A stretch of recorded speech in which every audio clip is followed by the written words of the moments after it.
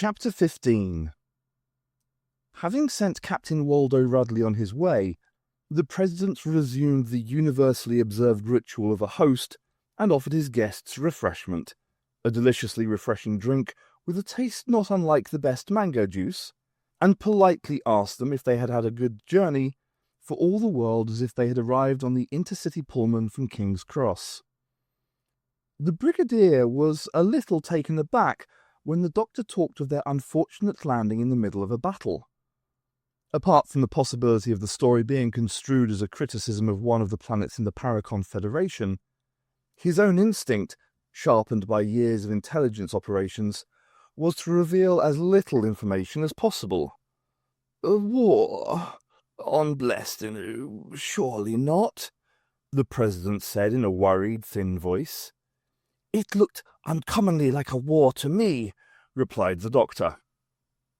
"That beautiful green world. The very first I visited on behalf of the corporation, a lifetime ago. They have been one of the most successful members of our Federation ever since. You were unlucky.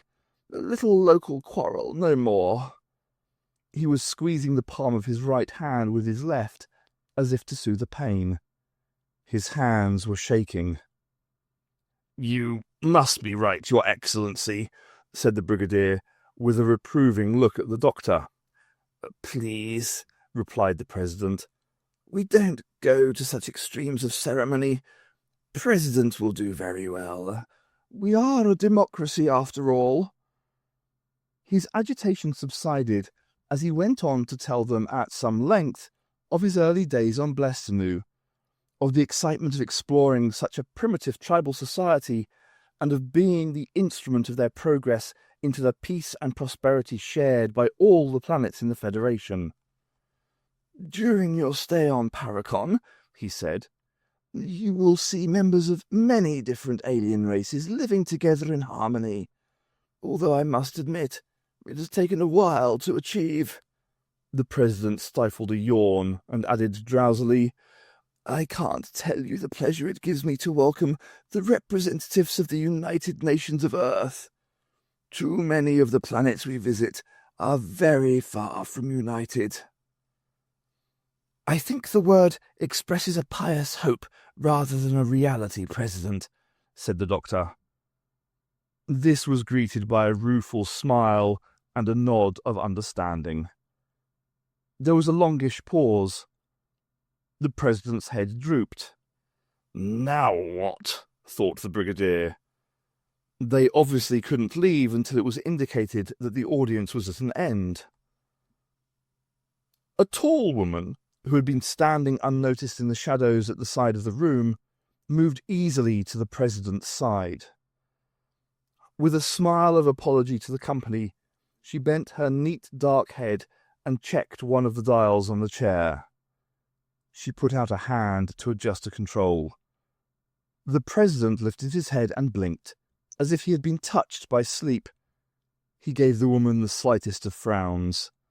"Please stop fussing with my pulse rate, Onya," he said petulantly. "I assure you that I find my guests more stimulating than tiring." "Of course, President," she said gently, and returned to her place by the wall. "You will, of course," the President said, then stopped, as if he had lost the thread of what he was going to say. "You will, of course, be accorded the status of ambassadors during your stay," he finished triumphantly. "Super," said Jeremy. The President lifted an eyebrow. The Brigadier, with his antennae alert to the slightest nuance, gave the boy a little shake of his head. "And your staff will be given the accommodation proper to their rank," continued the President, stifling a yawn. Jeremy apparently got the message. "Oh," he said, "yes, of course. Just as long as I don't have to muck out the stink sloth," he added, with an attempted chortle, which died as it became apparent that nobody was joining in. It was clear to the Brigadier that the audience was coming to an end. The wretched boy should have noticed how tired the president was becoming, he thought. The old man was nodding in his chair for Pete's sake. How to retire gracefully, that was the problem. It was a problem postponed, however, for through the door came Captain Rudley, his mission successfully completed. "Doctor!" cried Sarah, running forward. "Thank the Lord," thought the brigadier. "I can't tell you how relieved I am, Sarah," beamed the doctor. "Same here," she said, a great grin spreading across her face. "Why aren't you dead? Oh, doctor, am I glad you're not." "I have to admit, if pressed, that I'm quite chuffed myself," he replied. "And you? You're sure you're all right?" "Sort of. I am now. I must admit I nearly freaked out a couple of times. That Tragan—" A warning cough came from the brigadier. Sarah stopped abruptly. "Well, let's just say that he has some weird ideas," she finished, with a glance at the president, who had been benignly watching the happy reunion. "Don't let him worry you," he said. "Vice Chairman Tragan has a somewhat bizarre sense of humour." "Oh, sure," said Sarah. "I never stopped laughing." The arrival of Sarah seemed to have provided the president with enough momentum for him to be able to give his guests leave to depart, by inviting the doctor and the brigadier to dinner that evening. Sarah and Jeremy were confided to the particular care of "my brave Captain Rudley," who had then escorted them all to the magnificence of the ambassadorial suite, which was in one of the other buildings clustered round the palace like a brood of ducklings round their mother. Sarah and Jeremy, as obvious underlings, were to be relegated to the smaller suite adjoining. The guest house seemed to be outside the jurisdiction of the Presidential Guard. The purple tunics of the security force could be seen lurking in the entrance hall. Captain Rudley agreed to arrange the moving of the TARDIS to the courtyard behind the guest house and disappeared. Almost as soon as the captain had left them, to their surprise, the woman addressed by the president as Anya turned up to ask, with the gracious hospitality of a hostess, whether they would like some food. "Who's she?" asked Sarah, impressed, sinking into the depths of a luxurious armchair. "The president's daughter or something?" "Lord knows," said the brigadier. "And frankly, my dear, I don't give a damn. If she can provide us with a boiled egg or a ham sandwich or whatever, she could be the Princess Baldroubadour for all I care. I've had nothing since breakfast." "I gave you a perfectly good meal in the TARDIS," said the doctor, mortally offended. "2 red pills and a green jelly baby for pudding." "Quite adequate, nutritionally speaking." "Try telling my stomach. Roll on the steak and chips." "Hear, hear," said Jeremy in a small voice. Sarah could only agree with them. In Earth terms, it was now long past Sarah's bedtime, and yet here on Paracon it was the middle of the day. She must be suffering from hyperlag or something, she thought to herself. All she wanted to do was grab a bite to eat and zonk out for a few hours. But, of course, first she had to tell the others all about Tragan, with his purple face and general yuckiness. "A naglon," said the doctor. "I've had to chummel with them a number of times." "And about the dog thing and all." "Fascinating," said the doctor. "Parallel evolution. A reptilian canine. Did you notice the skin of the blessed new soldier, Lethbridge Stewart?" "Can't say I did. I had other things on my mind at the time." "Yeah," said Jeremy, "like being blown up." "His face was leathery, like the dog's skin. Reptilian, the very word that leapt to my mind." "Anyway," said the brigadier, "this is the proof we need. Tragan and Freeth were responsible for killing on Hampstead Heath. We've got them." "Have we indeed?" The doctor was not going to forgive the brigadier in a hurry, thought Sarah. "So we can go home now, can we?" Well, that was the object of the exercise, after all.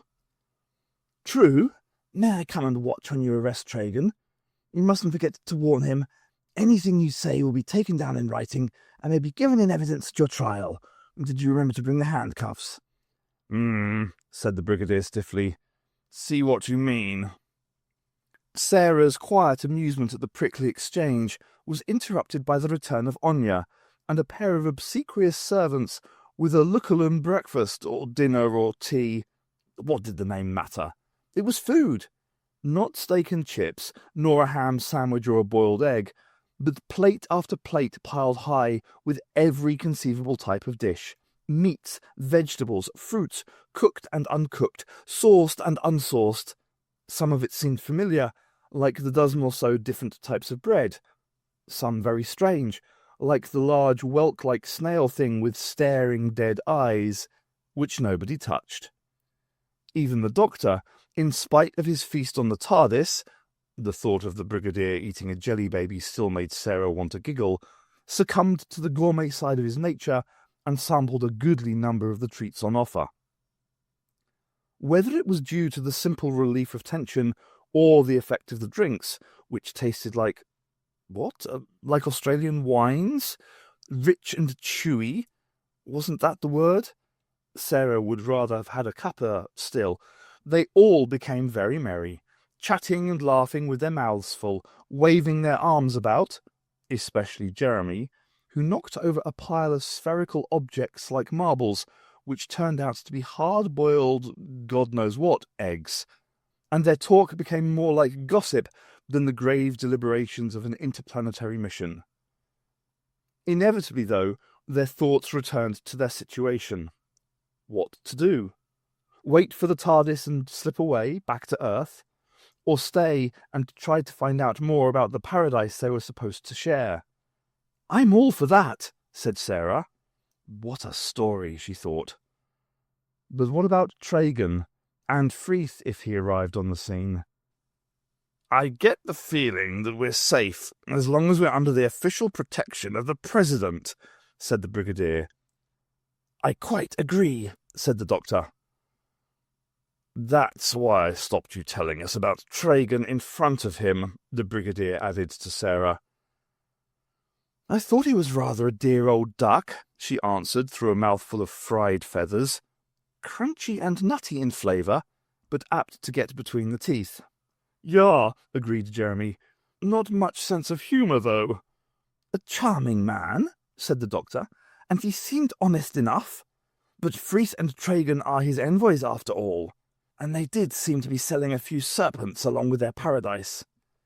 Yeah, thought Sarah, but did Paragon spawn nothing but baddies? Apart from the President, there was only the Onya woman, for instance.